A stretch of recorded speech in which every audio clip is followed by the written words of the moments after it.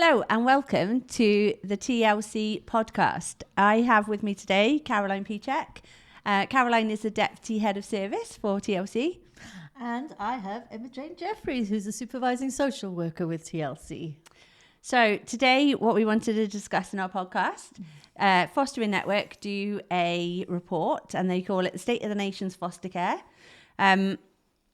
They've done one recently in 2021, so we're going to look today at the outcome of the key findings that they've had. Is this the first report that they've done? No, Foster Network do one every 3 years to look at what foster carers' experiences are. So they do a regular insight into how the state of the foster carers. This is quite an interesting one then, because it will have taken place during the pandemic. Yes, indeed. So unprecedented times, different experiences for foster carers and the families. So it should have some key findings that we can look at today. Yeah. So the report itself focuses on foster carers, children and young people and agencies such as TLC and their experiences during COVID. So I take it was a number of other independent agencies that took part. Was there any local authorities involved? No local authorities. Okay. However, so it was the largest independent survey for foster carers and it involved 3,352 foster carers from all the nations, so England, Wales, Scotland and Northern Ireland. 5,500 children and young people were involved in the survey, which actually makes up 9% of the total children in foster care in the UK, which is, it sounds small, but that's a good... good representation. Yeah, and 99 service providers, which is agencies such as ourselves. So, and that makes up 19% of fostering providers. So it is from a wide range of different areas. Okay. So the key findings that the report actually found for children and young people, that was important for children and young people, was the matching process. Okay. So out of the foster carers that were surveyed, 37% said that they had been involved in matching. I know we at TLC, it's one of the key things, really, isn't it? That's it is the key to getting the placement right, and we pride ourselves on that, don't we? So we do. Matching's really important with TLC. 53% of foster carers actually said, as an outcome of the pandemic, that they weren't given sufficient information about the children either, and that's comes up quite a lot with us, doesn't it? That what is the right amount and what do we know at the time that we can share? So and the thing is, I always say as well, we always give our foster carers as much information as we have, don't we? But the information, again, is only as good as the information we get as well. Exactly. And it sometimes can be quite difficult for social services even to give us that information, because if they haven't worked with a family for a long time, then they might not have a lot of information to pass on to us as well. So you need to work with what you've got to try and match that the right way as you can. But an outcome actually was that 86% of foster carers stated that the last placement they had was a good match. So there must be something going on right there. So that's good. Yeah. And 86 out of the 99 service providers and agencies felt that they did share sufficient information.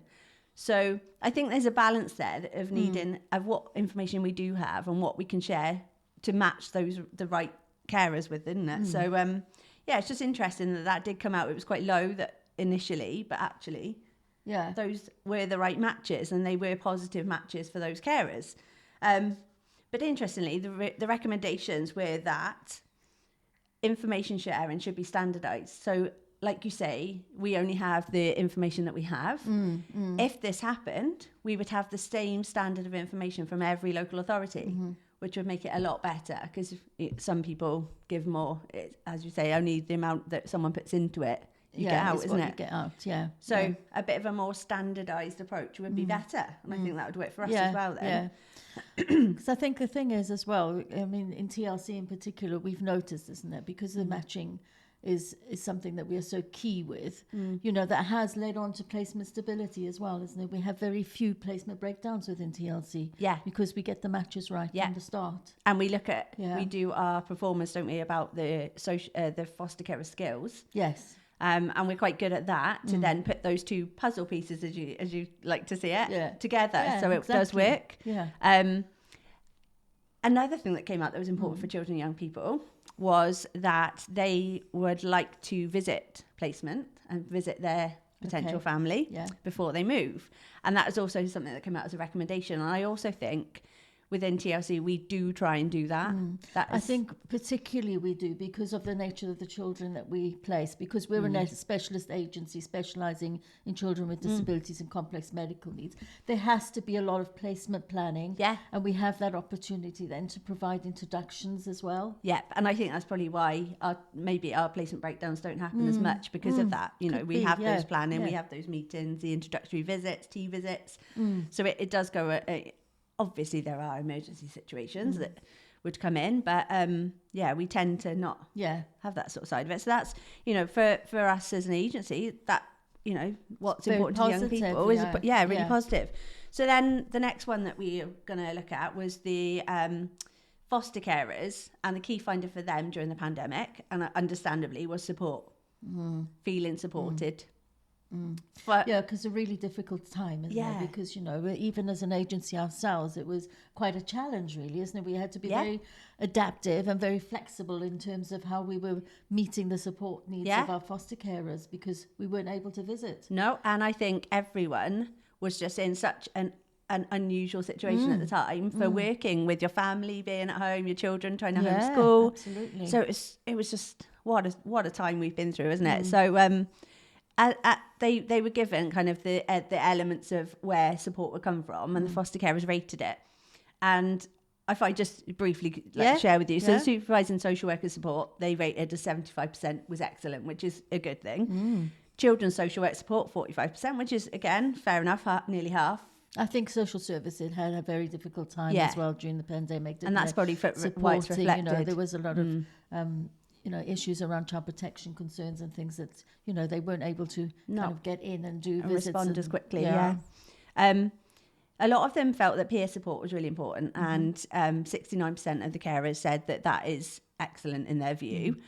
The one thing that did highlight was respite.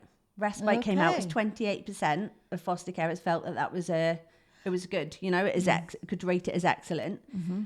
So for me, that is immediate, that's a flag, isn't it, of what is needed. They need that respite. I wonder if that's particular to the pandemic situation, though, because even ourselves as an agency, we weren't able to provide that respite because we couldn't move children Nobody around can move, could they? In placements. No. So that might be a reason why, you know, that percentage is a bit lower than we would ordinarily like it to be. And maybe if we weren't in a pandemic, you know, because it's difficult, isn't it, to get respite carers that they've got work commitments, they've got family life commitments, and they come into it on the basis that they're going to be helping out, and that is really all they can do. So, you know, if you look at now we're out of the pandemic, you know, trying to put respite in, we've got to get the matches right again, we've got to get the people available. So, you know, there are lots of factors to consider, but I think it's really important that's what they're saying. They need that respite. So, you know, taking forward for the future, isn't it? Yeah, definitely. We need to provide them with those breaks. And a key recommendation, again, was that all services, which is something else that I think we may touch upon in another podcast as well. All services should have mental health and wellbeing support for their foster carers. The extended family and the children and young people as well. And I think that's linking into a massive gap with CAMHS, isn't it, for support for children? Yeah. You know, I also think, I think there's a lot to be said about mental health and different aspects and different areas of mental health. But also, I think one of the things, and as an agency that we're starting to look at, and it is widely in the news at the moment, is around menopause as well. You know, I mean, it is something that, you know, women of a certain age know quite a bit about and experience quite a bit of. Not mentioning any names, but that is something on a more serious note that we are also starting to look at, isn't it, as an agency, and provide that support to our foster carers, because, you know, a lot of people do come into fostering later on in life as well. Definitely. So it is an area that we definitely need to be focusing more on as well. And I think as a result of the pandemic, a lot of children and young people are probably struggling to get back into that, like the normal side of it again. So maybe going forward, again, we need to look at what support there is and not be totally reliant on CAMHS, but maybe accessing other things, isn't it? It's just ideas out there. But again, that's the most important thing for foster carers, is that they have that support. And it's in such a wide range of how we can provide that. So that was their main outcome. Okay. When they asked the fostering agencies what was important to them as an outcome, it was retention of foster carers. Right, yes. So, as we've already looked, foster carers have said they want support. They want their supervising social worker. They want the mental health side of it, their emotional well-being. They need consistency. They need to have relationships with the people that they're working with. And I think we, as with TLC, we do value our carers, and we want them to feel that they're part of our team, don't they? And they are, because they're a massive thing for us. I mean, I think that is the thing. And because we're, in comparison to some of the other fostering agencies out there, we're quite a small agency, really. We are. Yeah. So we have, I think it's about 65 foster caring households at the moment. And most of our foster carers have been with us numbers of years, isn't it? I mean, we have a few. Only yesterday I was looking at, some of them are coming up for 20-year service with us at the moment as well. I know, yes. That is actually something that they fit foster carers as a way of retaining and keeping them, is that we have regular fee, reviews, and look at the as the cost of living rises, what support they can have. So that is something that they've raised as a way of retention. And like you say, we're really lucky here because we do have those. Don't we have 5, 10, 15 years? Yes. Service awards type thing. Long service awards. And we do make them feel valued, which is something that they feel that they need. And I think in the pandemic as well, that particularly for us as an agency has come up quite strongly, isn't it? Because we did a lot of things, we all had to get our heads around Zoom and, Teams and what have you. And we did a lot of things online, which initially we were all a bit skeptical about, really, wasn't it? Thinking, how is this going to work now? But we've held quiz nights, we've had coffee mornings, we've had loads of things going on for the children and the young people, children who foster and the children who are fostered as well. So lots of peer support, really well. And coffee mornings where they can share. But then equally, that social side of it comes out, doesn't it? A feeling you're not alone. That's it. Exactly. And it's really important that we keep that going, because I think that is something that is going to retain carers. Also, interesting you say about the online stuff. Learning and development opportunities, I think, has improved in a way. So the positives of the pandemic is that we are online. They've got this huge vault of training courses they can access now, and they can dip in and out. And that's been quite, I think, for some foster carers, especially those who live further away from the office, that's been, something that's really kind of good for them, because they haven't had to travel. Because sometimes, we've had carers travelling an hour and a half or so to get to training in the morning, and then having to leave early to get the school run. The children. So having that opportunity of being able to access things online, and also not only that, within your own time, isn't it? Because you can kind of start the course in the morning, finish it in the evening, and work around the children then, isn't it? So that's another thing that they said, if they had those learning development opportunities. And I think the pandemic has kind of pushed everyone to make that more flexible. But I think we also, in TLC as well, we do have the support worker side of it, don't we? We have the social events, we have the buddying system if they want to come in. And it's really important because that peer support was part of their support plan that they wanted. That we have those people there. So key issues for fostering agencies to retain their carers is that retention, and it links with support again. And I think after reading through this report, and looking at the impact that COVID's had on everyone, and it did impact on how we support carers, but I think a positive has been that it's made us adapt as well, isn't it? Absolutely. So impacted, but in a good way. There are positives to come out of it. I think just to have a positive ending here, nearly half of the foster carers throughout the pandemic felt that as a result of being in lockdown, the placements were more stable. So maybe we need to now look at a different day now. We can have a look at why that is. If they were in lockdown for 2 years and it made the placement more stable, maybe it was because they had that close relationship. They got to know the children. And I think, I've spoken to some of our foster carers, and they've fed back that, particularly for now, our children that we place who have those additional needs, and some of them who struggle with moving from different places and changes in routine. There hasn't been that change, and it's been able to be, there for the day. They haven't had to get in a taxi, go to school in the morning, meet somebody else in school, and then come back again, and then all those handovers and transitions throughout the day. Yeah. So because of that consistency, they had themselves, their behaviour, everything, they've been calmer, so and it shows that it's been a positive. Yeah, 2 years down the line, they're in a different place to what they were before the pandemic. So, as much as it is, we've got lessons to learn from the pandemic. I think there are lots of positives to come out of it as well,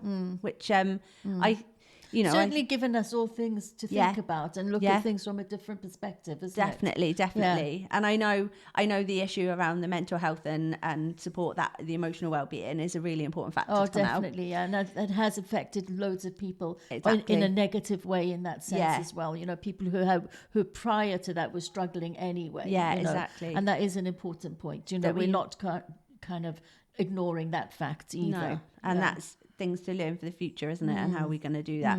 I know myself and you, we do a lot of the recruitment, don't we, with the foster carers? And I know in the pandemic as well, agencies struggled with their recruitment. Half of service providers didn't meet their targets for recruitment. Right. Yeah. And we had, it was really hard, wasn't it? Because how do you do visits? And when you can't go out to someone's house, you don't know what potentially a child's going to be moving into. Yeah, exactly. It's just, we need to get back in gear now. Now things are lifting. Get back on the recruitment, Yeah. So, Thank you. Thank you, Emma. Thanks.